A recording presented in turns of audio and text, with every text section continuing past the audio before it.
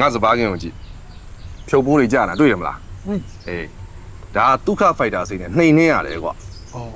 ဒီဆေးကထိသိမ်တဲ့ပင်လုံးပြန့်အာနိသင်ရှိတဲ့ရေဖြောဆေးဒီဆေးရဲ့ထူးခြားချက်ကရေထဲကိုထည့်လိုက်ပြီဆိုတာနဲ့တခါတည်းကိုပျော်ဝင်သွားတာသူ့ရဲ့အာနိသင်ကတော့စုပ်စားပိုးတွေကိုကောင်းကောင်းကြီးနှိမ်နှင်းနိုင်တယ်ကွာငါစပါးကင်းထဲမှာကြာနေတဲ့ဖြုတ်ပိုးတွေအတွက်ဒီဆေးကအကောင်းဆုံးပဲ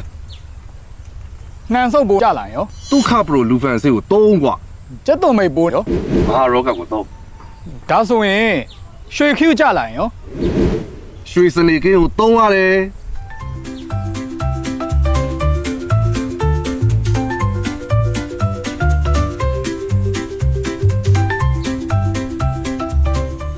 ဒီနှစ်ကတော့ဦးကြီးနဲ့ဒုက္ခမဟာနဲ့ကွက်တီပဲဗျာ